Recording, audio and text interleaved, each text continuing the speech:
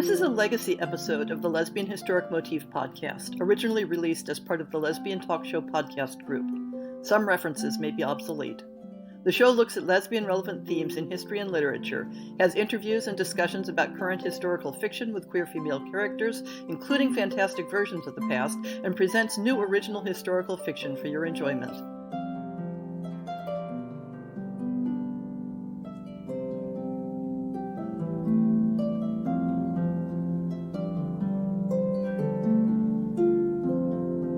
Today, the Lesbian Historic Motif podcast is excited to host Jeannelle M. Ferreira.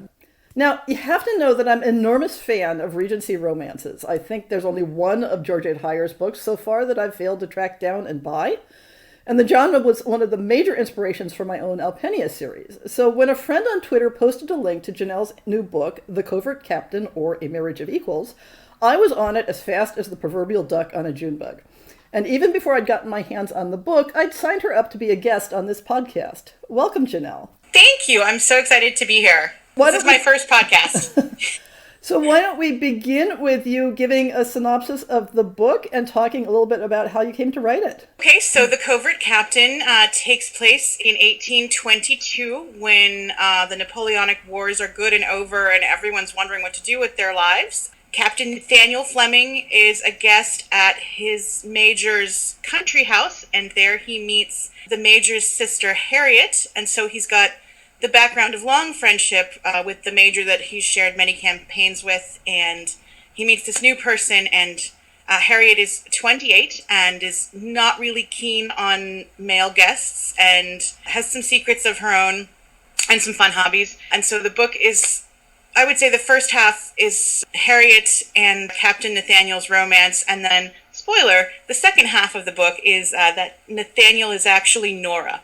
Nora has managed to hide her gender through campaign, which is actually pretty plausible, more plausible than you'd think. So they fall in love, a big secret is revealed, they do get a happily ever after, because it's a Regency romance, and that's important. Yes, truth in advertising, as it were. Yeah. Yes, I wrote the book because at the time I started writing it, which is not the time it was published, there wasn't a lot of female historical romance, and I just really wanted to read it, so I wrote it. That's how so many books get started. So why the Regency in particular? I love Georgette Heyer, and I had a very convalescent sort of childhood and early young adulthood, and I read lots and lots of books. I was essentially raised by 19th century England, for good or ill. So I got through all of those, and then I looked around Heyer, and then also sort of what's being written as far as het Regency romance, and there wasn't any of me, and I didn't get these swashbuckles and these cotillions, and I wanted something that my wife and I could read, and yeah, no, the Regency is just a favorite because they're such confections. I wanted one too. Yep. So I was poking around in your Amazon and Goodreads listing, and this is not your first book. I turned up two other items that were listed there. One is A Verse from Babylon, which is set in a Jewish community in Lithuania in World War II. And that one looks like it has some queer content as well. It really does. I can't avoid queer content. It always turns up when I write. And it is the story of the repertory theater company of the Vilna Ghetto during the Holocaust. It is the thing that I have spent the most research time on because these people are not super fictional. They're fictionalized, but they're based on real people, and they weren't around to tell their own stories because, of course, they were murdered. And so I went to Lithuania when I was younger and sprier and did a lot of research there. And one of my degrees is actually in Near Eastern and Judaic Studies. And so the book was partly sort of creating the ability for me to act as a psychopomp for some of these people whose stories were never resolved. And so in my mind weren't, at peace, although that's just me being silly. And partly I had this degree and I might as well go flex it. And we should probably make sure that our listeners know that one, given the setting, is not a happy ending. No, people are still surprised by that, though. And my wife was actually mortally offended because we were dating when I wrote it. And she read the first draft and she said, everybody dies in this book. And I said, but I said that in the introduction. Rocks fall, everybody dies. Not rocks, Nazis, but same. Yeah, yeah. And I got I have picked up from your Twitter feed that you are Jewish yourself, that you have this background. I am. It used to be super Jewy, and then I found out that I like girls and pants pretty much at the same time in my life in high school. Like, I knew there was something a little bit different about me, and I wasn't quite happy with my life the way it was. And then in high school, it was pointed out to me that, and this was in the early 90s, so we've come a long way even since then, but it was pointed out to me that you could like girls. And I got very excited, and I've had a girlfriend ever since. And I like wearing jeans, and I like praying in public. So, I'm a much happier person, but there's a Jewish expression, to be on the derech, which means to be on the path, and it's used in the sense mostly of religious orthodoxy, but I like to say that I am sort of balancing on an odd little derech of my own, because now I have, a wife and a child and a career, and it's both, it both is and isn't the proper life and the life I had imagined, but it is exactly my life, and I'm very pleased with it. Oh. So. And then the other story that I turned up, it looks like it's maybe a short story, a novelette called Dramatis Personae. It is. It's a novelette. Novelette is the word that the cool kids are using now, and I really like it. It used to just be a novella, and it is about two mask makers who live in a city that is sort of Chicago and sort of out of all Chicago's and slightly to the right or left. It's my first foray into speculative fiction. Because these people make masks, they wear masks, and so I was also trying to play a lot with the concept of bodies and gender and who we love. And it was also just a chance for me to get some historical nerdery in across a bunch of eras. One of the mask makers is originally from Elizabethan England, and one is from ancient Egypt. So it's definitely escapist, and I had a great time writing it. So when researching historically set fiction, what are some of the biggest challenges that you found? Let's get back to The Covert Captain. I mean, obviously, anybody writing Regency romances can pick up a lot of the superficial history just from reading the genre. But where did you go to really ground your story in the history for this particular story? For this particular story, I definitely wanted to look at all the places where queer people, gay and lesbian people and bisexual people weren't. Transgender is tricky too, because everybody sort of was living their own life, and sexual mores were very different, and all these people are dead, and so you don't want to assign anybody an identity they may not have had, which comes up with Fleming, who dresses the man and has a male career, but I think she would think of herself as a lesbian. She's into the girls. So I researched Molly houses and different aspects of the queer community around St. James's Park in England, which coincidentally is also kind of near where all the Jewish people lived, in Aldgate. So you had all these interesting social elements in one place, and I wish I had written down better cited sources, but one of them is the National Trust in the UK has a whole website on queer history, and then they cite their sources, unlike me, bad scholar, and there are pages and pages about people's identity and Molly houses and the ladies of Shangashan. Yes, I had to look up how to say that, but I wasn't going to do a podcast with a linguistics expert and not say Shangashan semi-properly. So it's all there in the ways that we're not there. And I'm actually going to use a weird example, not weird, I'm going to use an example from my childhood. One of the most English books of all time, Ballet Shoes by Noel Stratfield. Uh-huh. There are two tutors in this book, Dr. Jakes and Dr. Smith, and they are both women. And they live together as boarders in a large house in the Cromwell Road. And it took me until I was about 9, having owned this copy and loved it to death of this book since I was about 4. Oh, Dr. Jakes and Dr. Smith. I get, oh. And so this was the first time I sort of learned to pick us out of the text, even, if it wasn't explicitly stated. And that's sort of a direct line for me to Anne Lister. Mm-hmm. And thankfully, Anne Lister's diary has just, semi-recently come out, translated, so I didn't have to learn ancient Greek. And so You've got Ann Lister, who hung out with the ladies of Shangoshan, which was another reason that it was a Regency. That if I do a second book, they're totally all going to cameo at the most interesting dinner party of all time. Yeah, yeah, but Yeah, it would have to be in Shanghai because they never left. So. it's true. But I mean, they had dogs. Yep. There was companionship. But that's, I'll get them there somehow. Yep. I also did a lot of research on early medicine, particularly what was effective about early medicine, which was so often in the purview of women, essentially herbology, but there are a lot of tinctures and mixtures and salves and ointments that came directly from women's kitchens, but actually work quite well.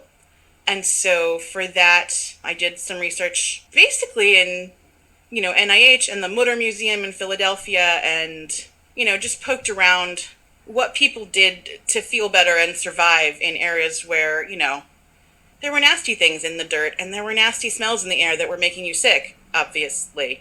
And speaking of medicine, one of the things I really liked how you handled in The Covert Captain was essentially, we'll call it PTSD, was the way that the returning soldiers were dealing with the horrors of the war and the things that they had to do and the way it would hang over your life and affect your relationships.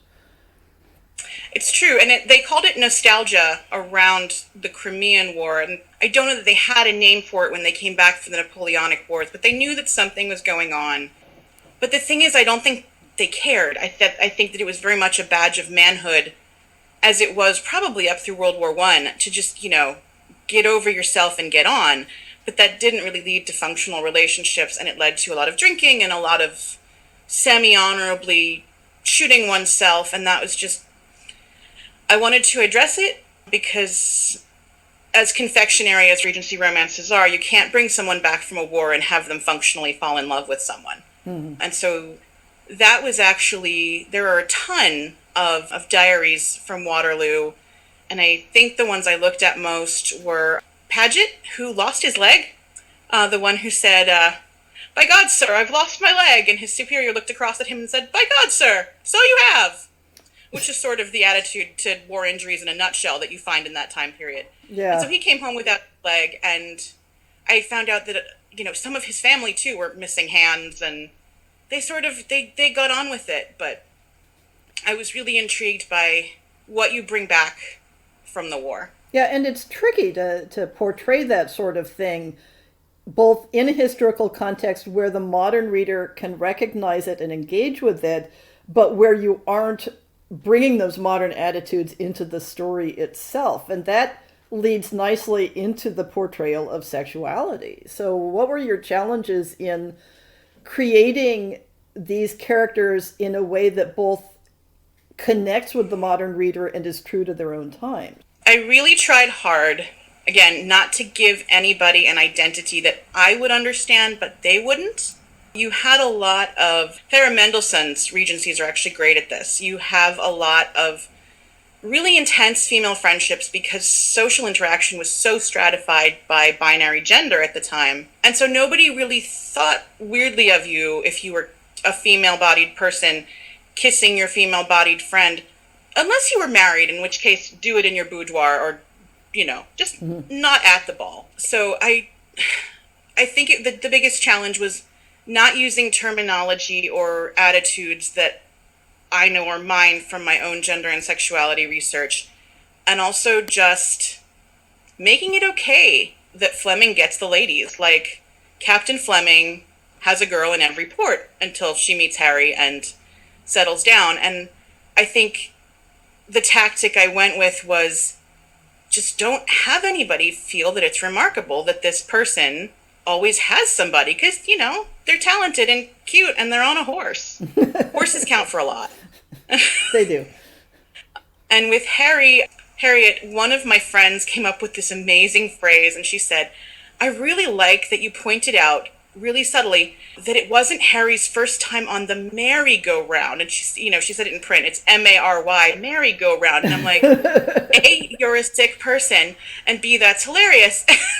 Yeah, I really liked that point. And, I don't think we're giving away any spoilers to say that, of course the two characters end up in a sexual relationship. But there was a point early on where I'm thinking, where did Harriet learn how to do this? And then you Yeah. answered the question, and that really was a nice point. Yeah. It's just, people are getting up to stuff all the time. In my first book, people were like, people are having sex during the Holocaust? And I'm like, well, if I was under extreme duress, I would have a lot of sex. It's part escapism and part human nature. And so you've got a soldier who comes back from the war and the covert captain who literally can't sleep at night and has a lot of trouble being in her own skin. And as soon as she finds somebody to share a space comfortably with, I think that she is going to try to make that connection. Uh-huh. And then deal with the consequences. Yes, big consequences, but they do get dealt with. So, have you always been interested in history and historical research? Well, I mean, given you mentioned what your academic research was in, so I guess the answer is yes. Yes. But talk about your background in just being a history fanatic. Like I said, I was raised by 19th century England, and then around, whenever you read The Secret Garden, I became aware of the Raj, and then sort of had to delve into, well, you read The Children of Green Know, and where does Ping come from? Ping is a refugee child. Mm-hmm. And where do the attitudes about Ping come from? And where do Frances Hodgson Burnett's attitudes about the Raj come from? And so my childhood reading became my high school and college deep dive into British Empire and colonialism and how everybody was related to everybody over, many continents. And then I sort of became passionately interested in the fact that every war is a knock-on from some white guy's decisions in the last war. Uh-huh. And so I just could not put the history down. I ended up with a degree in Near Eastern and Judaic Studies, pretty much up through the creation of modern Israel. And then I sort of tailed off. But I'm also, one of my degrees is in creative writing. I have many superfluous degrees. I'm sorry, I'm a nerd. Yeah, well, you're talking to somebody who got a bachelor's in zoology and then a PhD in linguistics, so I can understand the scattershot thing. Yeah. And I was interested in medicine for a hot second there until I realized that my frail physical encasing couldn't handle the rigors. So history of medicine is also a big deal for me. But no, I just never stopped reading. And the more you read historical fiction, for me, the more I want to understand the underpinnings and the motivations. Yeah, for the Regency setting, there's the whole issue of why is it such a big draw for fiction? What is it about the Regency? And in part it's several very impressive authors who have popularized it, but what is it about that historic nexus that makes it such a rich setting for stories? And of course that's true of many other times and places as well. For me, I think the Regency is so great because it is the intersection of, it really depends what you love. You have slightly close to modern cuisine at your parties. You have recognizable clothing that still looks fancy and refined. And you have the beginnings of modern plumbing, which is why I think there aren't that many romances. There are some.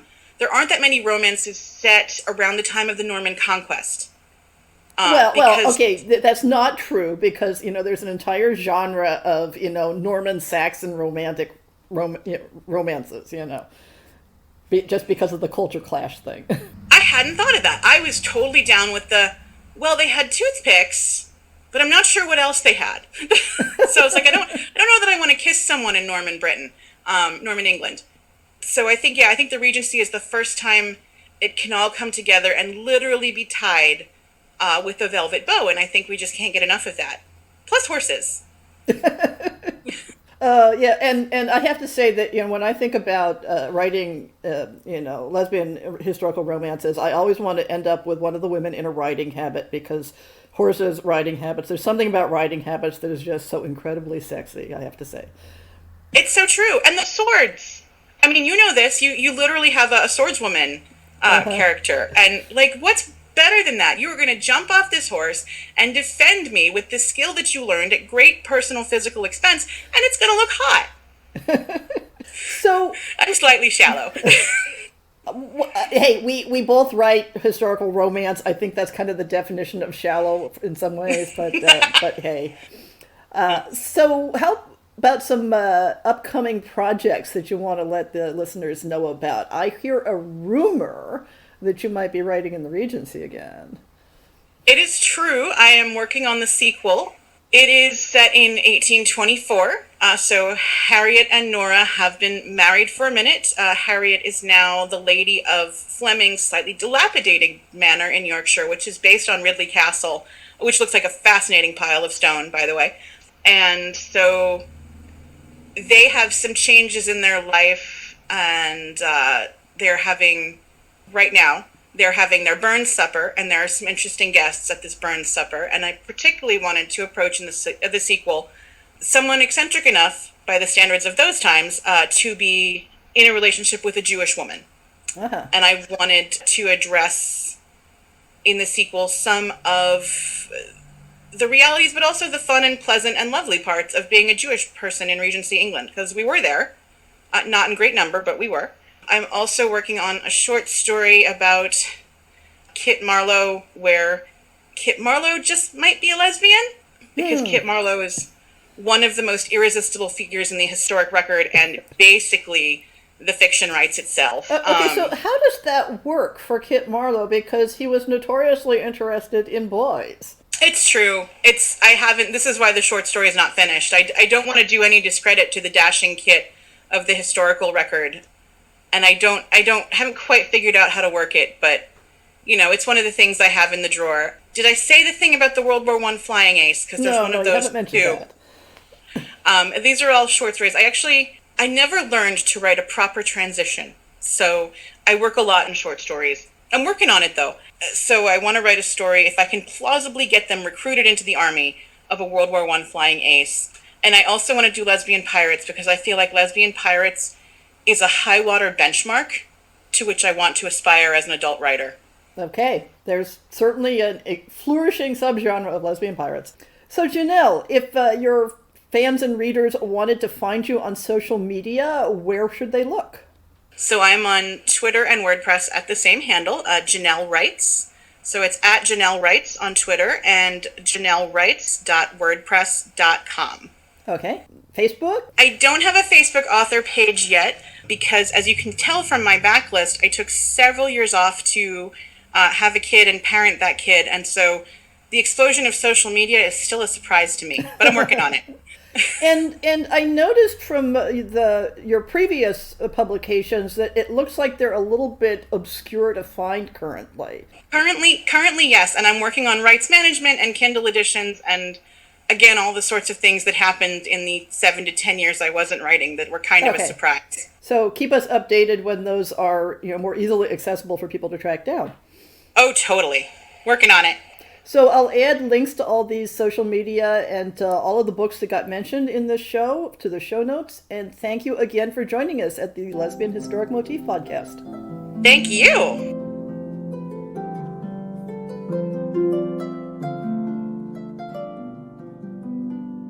I hope you've enjoyed this episode of the Lesbian Historic Motif Podcast. See the show notes for links to people and topics. Most shows will have a transcript linked as well. If you have a book announcement, a topic suggestion, or might like to appear on the show, please drop me an email. If you enjoyed this podcast, please rate it and subscribe on your favorite podcast app, and consider supporting our Patreon.